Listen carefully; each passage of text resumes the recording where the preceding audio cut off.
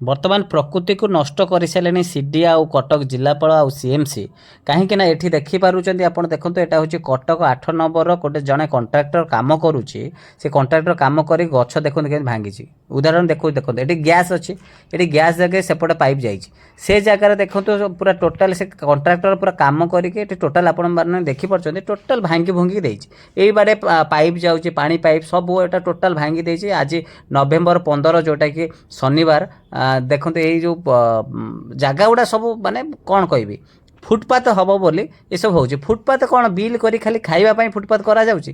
Footpath କେଉଁ ଉଦ୍ଦେଶ୍ୟରେ କରାଯାଉଛି? ଆପଣ ଗଛ କାଟୁଛନ୍ତି, ଗଛକୁ ଟୋଟାଲ ଉପାଡ଼ିକି ଫୋପାଡ଼ି ଦେଉଛନ୍ତି, କିନ୍ତୁ ଏନଭାରମେଣ୍ଟକୁ ତାର ସୁରକ୍ଷା କୌଣସି ମ୍ୟାଟରରେ ନାହିଁ।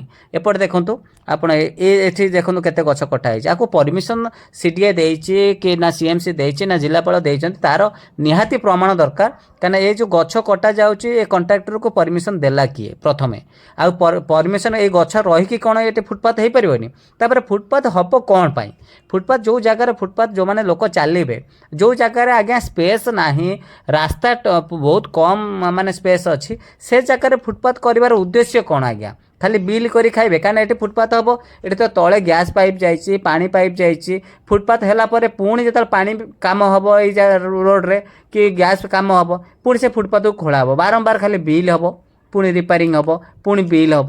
ଏ ଯେଉଁ ପରମାନେଣ୍ଟ କାମ କାହିଁକି ହେଉନାହିଁ? ମୋର ଉଦ୍ଦେଶ୍ୟ ହେଲା ଗଛ କାଟିଲେ ବୋଲି ମୋର ପ୍ରବଳ ରାଗ ଜ୍ୱଳିଲା। କାହିଁକିନା ଏ ଗଛ ଜିନିଷ ଯେକୌଣସି ଛୋଟ ଗଛଟେ ହେଉ ବଡ଼ ଗଛଟେ ହେଉ, କିନ୍ତୁ ଗଛ କାଟିବାର କାରଣ କ'ଣ?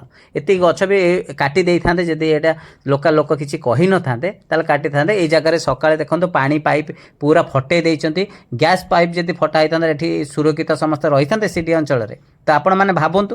ତ ଏଇ ଯେଉଁ ଗ୍ୟାସ୍ ପାଇପ୍ ଏଇସବୁ ଜିନିଷଟାକୁ ଏମାନଙ୍କୁ ପରମିଶନ କିଏ ଦେଲା? କଣ୍ଟ୍ରାକ୍ଟର ହିସାବରେ ସେମାନେ କଣ୍ଟ୍ରାକ୍ଟର କାମ କଲେ। ନିହାତି ଏହାକୁ କଟକର ଜିଲ୍ଲାପାଳଙ୍କୁ ମୁଁ ଅନୁରୋଧ କରିବି, କଟକର ଏମ୍ଏଲ୍ଏଙ୍କୁ ମୁଁ ଅନୁରୋଧ କରିବି, ଏମ୍ପିକୁ ଅନୁରୋଧ କରିବି, ଏଗୁଡ଼ାକୁ ଗୁରୁତ୍ୱ ଦିଅନ୍ତୁ।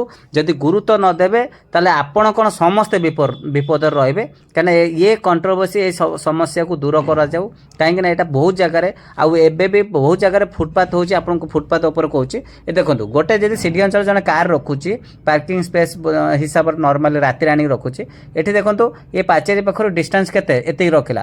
ଯଦି ସେଠି ଫୁଟପାଥ ହେଇଯାଉଛି, ସେ ଯଦି ରୋଡ଼ ଉପରକୁ ରଖୁଛି, ତାହେଲେ ଇଆଡ଼ୁ ଟିକେ ଘୁଞ୍ଚି ଆସିବ କାର୍, ତାହେଲେ ଆଉ ସ୍ପେସ୍ ରହିବ କି ଯିବା ଆସିବା ପାଇଁ? ଏଇସବୁ ସମସ୍ୟା ଦେଖାଯିବ। ନିହାତି ଆକୁ ଦୂର କରନ୍ତୁ, ଆଉ ଗଛ କାଟିବାକୁ ପ୍ରକୃତରେ ବନ୍ଦ କରନ୍ତୁ।